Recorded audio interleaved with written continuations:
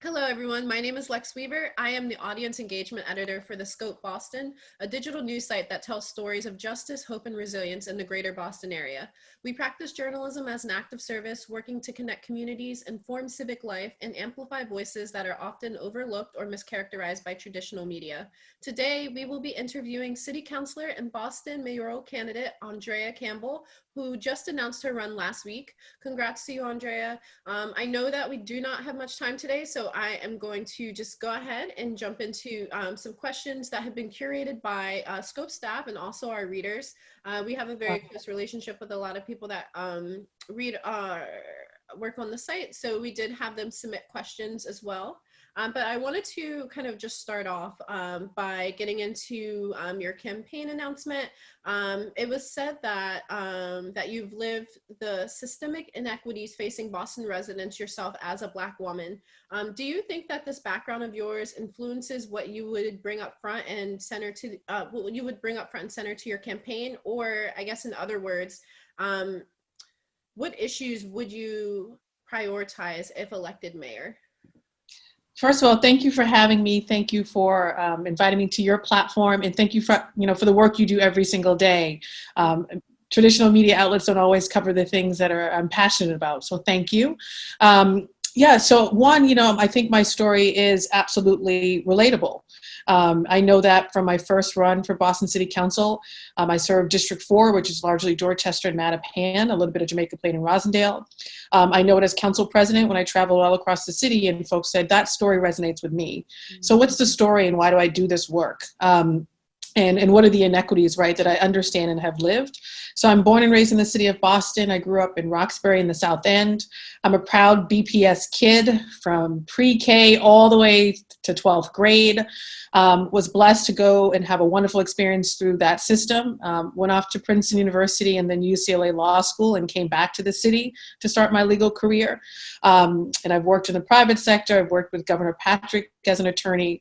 I don't even give all the credit to Governor Patrick, right, who many know as the first Black governor of Massachusetts. I give it to my twin brother, Andre. We both grew up in the city of Boston. We grew up poor. We lived in affordable housing. We were often on food assistance. But instead of my brother going after his God-given potential and graduating from a Boston public high school, he cycled in and out of the criminal justice system and passed away while in the custody of the Department of Correction. He is the reason I do this work. He had a disease called scleroderma, which is an autoimmune disease, no cure, had been doing really well. He gets arrested, is in their custody for 2 years as a pretrial detainee, and as a result of receiving inadequate health care, passes away in that system at the age of 29.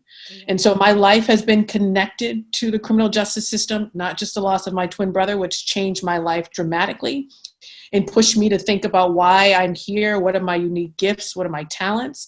And so when I ran for office, I asked one question: how did two twins born and raised in the city of Boston have such different life outcomes? I focus on criminal justice reform because of my twin brother, but my biological mom died in a car accident, going to visit my father, who was incarcerated at the time. My father, I didn't even meet until I was 8 years old because he was incarcerated. So my life has been entangled with that system. In addition to criminal justice reform and ensuring that men and women have access to effective reentry services, I focus a lot on our education system. I had a great experience going through BPS. My twin brother, not so much. I focus on young people, not only ensuring that they have a sense of inspiration, that even in their hard moments, they still have everything they need to fulfill their potential. I also focus on just the practical things, right? Making sure they have a good education, access to programming. Housing, of course, that is a major issue, but inequities generally. My district is the district where every inequity you could ever imagine, and maybe some we haven't even thought about, are alive and well. And so I'm running because I think we're in a critical moment in the city and in this country where we're talking about racism, we're talking about systemic inequities, and I'm sharing a story that relates, but also have done tremendous work on the council to close gaps, and I want to continue that work and not waste any more time. Now, you touched upon a question that I was definitely going to ask you. I know the top issues for your campaign are criminal justice and policing reform. What are your exact plans regarding these issues if elected to office? Yeah, so I will tell you the plans that exist now come from the people. I am a firm believer that government needs to do a better job of listening, talking less. I'm often uncomfortable when it's just like, come on and talk for 20 minutes. It's like, no, can we have a conversation, right? And that the ideas from the people who are living the problems every day, that they have solutions, right? And so when it comes to policing reform, you have folks saying, let's take more money from the overtime budget in the city of Boston, right? Our police department, which is over $70 million, and invest that in getting at the root causes of violence, right? So programming that addresses trauma, mental health, creates jobs and opportunities, works with our young people. Reentry services, right? Folks who are getting out, how do you break those cycles of violence? I mean, the list is long. I'm all for take that money and give it to programs that are doing the work on the ground with respect to the root causes of violence. We're also talking about demilitarizing our police. Right now, I have an ordinance before the council with Councilor Royo talking about tear gas. Is that appropriate? Rubber bullets. We're also looking at the Civilian Review Board. How do we create greater transparency and accountability? Right now, if there's a wrongdoing, either by a police officer against a civilian or internally a police officer has a complaint, where do they bring that to? How do we get sort of justice, right, with respect to these cases? So have an ordinance before the council with respect to that. And there are so many other issues, or ideas, I should say. One thing that often doesn't get attention that I think is a really creative idea that came from the bottom up is our vacant lots initiative. So for the past couple of years, we've been saying we have all these vacant lots in my district and across the city of Boston that could be activated for community purpose. Businesses, set up businesses, help entrepreneurs have a space for young people, housing, you name it. And there are numerous studies out there that say vacant lots often relate or correlate with higher incidence of crime in a community. That's ideas that came from convenings we hosted in the community. So these public safety ideas have been on the table long before I got to the council. I just don't like wasting time, right? I'm a mother of 2 kids. I like to get things done. In respect to other issues, education will continue to be an issue that I press. I share the stat that if you are living in downtown neighborhoods in the city of Boston, you have an 80% chance of getting into a high quality school. If you live in Mattapan, where I live with my 2 boys, it's 5%. Most folks don't know the stats or the stories. It's important to share, but then also to put out plans and action plans. And so I'll continue to push plans that I have now that come from community, but most importantly, we have a whole year. I have to introduce myself to voters and listen to them as to what their plans and ideas are with respect to all the issues that our city is facing. Since we kind of pivoted a little over to education, I guess my question for you, I know everything with the coronavirus has definitely changed school systems across the nation significantly. And I know you've been getting feedback and hearing everything that's been going on with BPS. I guess my question for you is, where do we go from here? Post-coronavirus, how do you imagine making sure that students of color specifically are still on track and still able to graduate and getting the education that they need? What plans do you have? Yeah, I will say in the immediate, I was pushing for remote learning for the most part because of just the higher infection rates in communities of color that I don't think were a part of the conversation when we were designing our plan for students to come back. I also believe in sort of a phased-in approach, right? How do we get our English language learners, our early learners, our special needs students who really could benefit from in-person and who really need that? How do we phase them in and do it in a safe way? But I've also focused a lot on the digital divide. It has been shocking, I think, to many that a divide exists. There are many in the city of Boston who still do not have access to a good internet connection, who do not have access to hardware and software that we take for granted to do our work, right, and to engage with one another. So there needs to be an immediate push to close that gap. And we're seeing that's relevant not just in the education system, but so many other systems, including our jobs. So in addition to sort of those short-term pushes and making sure that parents have supports they need to help, a lot of our parents are essential workers. They need programming or other human capital supports in the community to help with the remote learning experience. We have folks that are doing that. Of course, I want the district to take the lead on that, so really pushing them to do that. But long-term, I think this is an opportunity. I mean, I always like to look at the possibilities, even in the negative, right? Maybe that's because of my life story. In that right now we have folks on the ground who are saying, if we are in this remote learning experience or we are educating without zip codes or bringing down the walls, how do we ensure equity and access in this remote learning experience? And I think there are ways in which we could deliver more academic supports, more effective programming to our students because everything is online. We just have to ensure they have the devices to be able to receive it, and that the parents and caregivers have the supports and the skills to be able to help and assist. And I think we're doing some of that in a piecemeal fashion. It needs to be systemic. It needs to be system-wide. So we're working on that, and we'll continue to push. It's an issue I am absolutely passionate about, because but for the grace of God and the education system I got in the city, I probably wouldn't even be on this show. My goodness. Mm-hmm. So I do want to jump a little bit to besides housing, the number one question that we've been getting from readers that they want to hear from political candidates is essentially, if you are elected mayor, what is the plan to explicitly address resident concerns over Methadone Mile and the need for safety for lower income residents as well as those experiencing substance abuse? So we have been talking to, also just a backdrop, we have been talking to various groups that have been responsible for the advocacy for everything that's going on at Methadone Mile. And I think the concern is that we're hearing a lot of we should and not I'm going to do. So I guess we're curious to know, what did it, if elected to office as mayor, what will you do to combat the issues that are happening at Methadone Mile?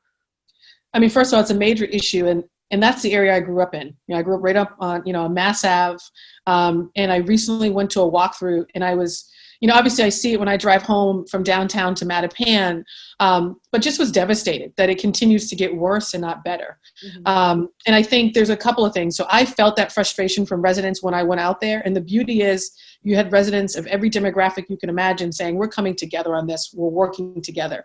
And I said, I hear your frustration with the slow pace and response from us electeds. I also hear that you have solutions and ideas, and we just need to activate those and implement those in the immediate. So there are some great long-term plans in the city of Boston. I have to give credit to the mayor and the task force, but they're long-term, right? So in the immediate, I sent the letter, I think within like 48 hours, to the mayor and to the governor to say, one, we need immediate responses to the sanitation issues down there. It is unacceptable that we don't have temporary toilets or places for folks to bathe. We were able to activate and mobilize vacant city-owned spaces or other spaces for folks who were dealing with COVID-19, to give them testing, to place to go, a place to quarantine. Why can't we do the same for individuals down there? We have an opportunity to do that, so that was at the top of the list. A second sort of range of solutions was around decentralizing services. It shouldn't just be the responsibility of one neighborhood or the South End and Roxbury, two neighborhoods, to bear the brunt of this crisis, which is statewide, right? And so we talked about, or in the letter, I talked about how folks had specific ideas on how we bring together our hospitals, our health centers, the providers to say, what services do you offer? How do we make sure that folks down in this area are aware of those? How do we decentralize from this location? How do we get smart about where we're putting locations of recovery?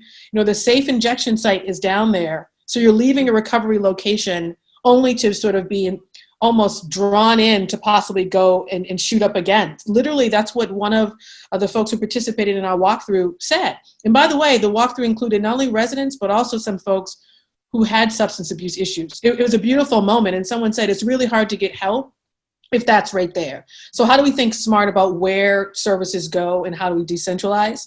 And lastly, this has to be a statewide issue. We have to do greater advocacy to Governor Baker. And I said in my letter, I think it's a total mistake that he's sort of leaving it to the municipalities to figure it out. Boston alone cannot figure this out. There is numerous sort of surveys that suggest that the majority of folks we're servicing are not from the city of Boston, right? Their residence is somewhere else.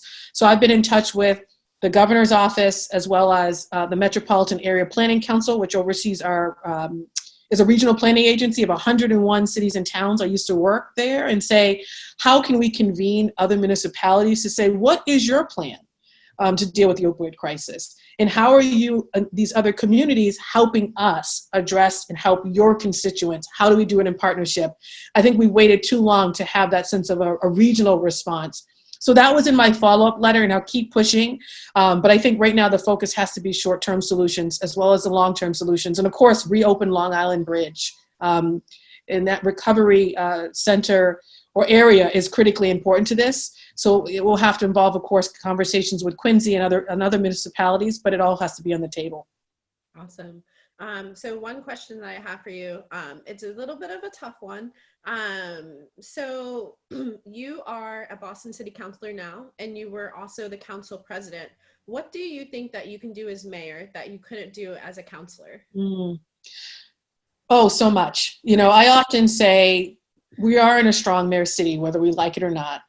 And with the stroke of a pen, a mayor has the ability to change policy, practice, put forth legislation. So I think about some of the gaps in our education system.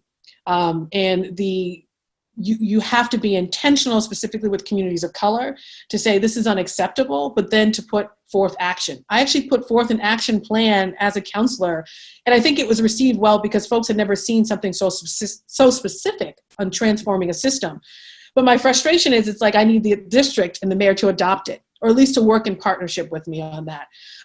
So there are a lot of limitations, you know, on some of the public safety responses. I voted no on the mayor's budget to say 12 million is not enough to cut from our overtime. We have over a $70 million overtime police budget. We should cut more and reinvest that money to something else. I've been talking about the lack of diversity in our public safety agencies for years, put out a plan over 2 years ago. Now it's sort of popular in the traditional media space to say we need more women and people of color in these agencies and in our city departments. I was like, I had a plan 2 years ago. And so the mayor has this ability to act on that just like that. And so those limitations that frustrate me on the council side can immediately go away. And I also think as council president, I was really proud to bring that institution through racial equity training. When folks didn't really get racial equity, what does that mean? I said, every inequity we are talking about, the foundation of that is race and racism, whether you like to hear that or not. They're painful, often uncomfortable conversations, but we in government cannot shy away from that. We have to step into that. So I was able to get external funding to make that happen. It was a 6 months training.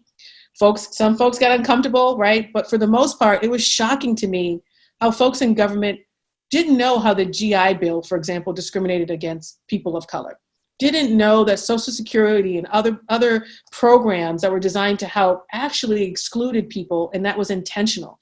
And that the systems in which we find ourselves in, where we have to say Black Lives Matter, or that folks who live in poverty and that it's largely people of color, that didn't happen by accident. People didn't have that historical context, and yet they're working in government. So I am at the foundation of the work, and as council president was really proud to say, I'm going to talk about that and then do something about that. And I will say as mayor, I would make sure every department has a similar training, and that is the foundation of the work we do. And let me tell you, it's not always easy, but I think growing up here and being able to speak to the personal effects of our city with respect to our own pain and racist history and division, that it allows me to bring that to bear in many of these conversations that are hard. So I have two final questions because I know we have to wrap up. I mentioned— Why? Oh. I love being on with you guys. Oh. And I know you're not feeling well, and it's so great that you're still doing this. So thank you. Like I mentioned earlier, housing is a top question. I'm sure you get it in every interview. Readers really just want to know, what is your plan to combat the high rent and living costs in the city, and how much of a priority is that for your platform, especially because we know that you focus a lot on criminal justice and policing reform.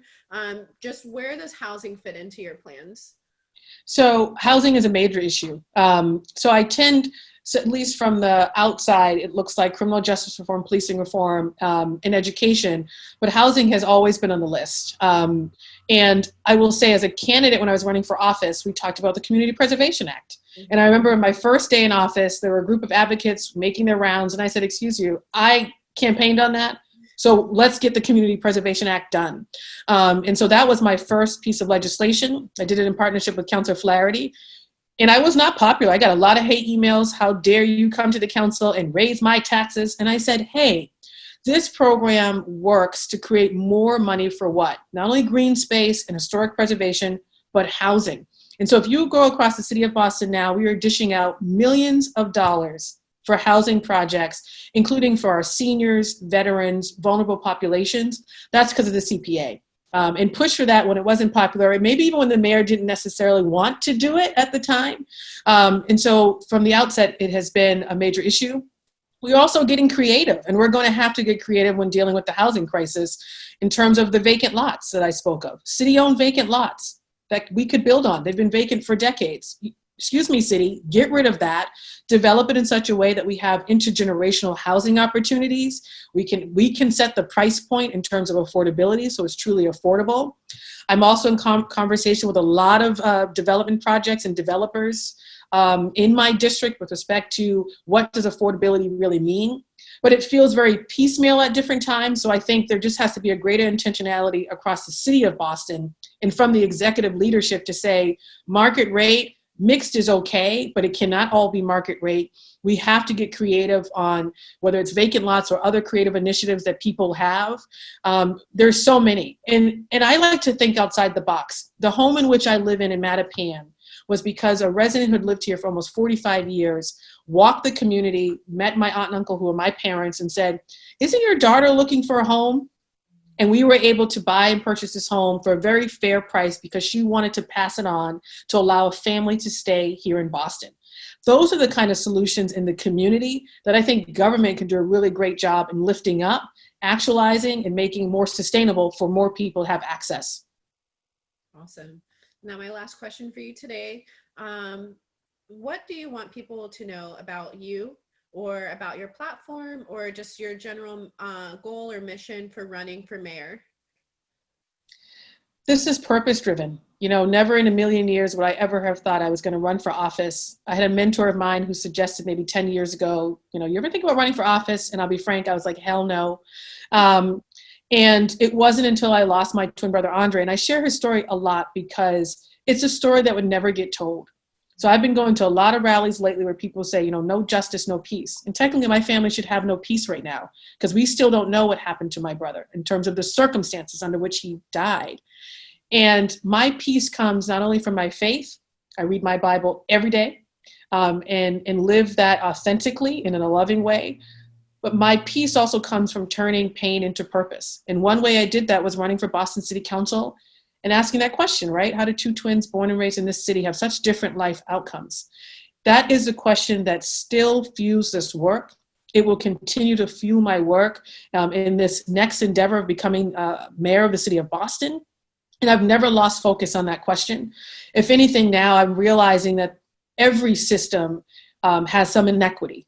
And I'm not afraid to talk about Black and brown people who have to deal with the brunt of those inequities because of the foundation of this country, which said to us, right, that we are lesser, that we are inferior, that we should be marginalized, and that we should be oppressed because of the color of our skin.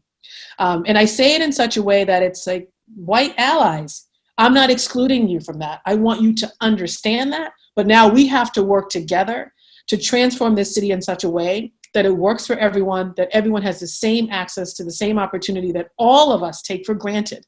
And that's what this campaign will be about. And I can only do it in partnership with folks on the ground and residents. So I'm really looking forward to getting out there and introducing myself to more voters and earning their support.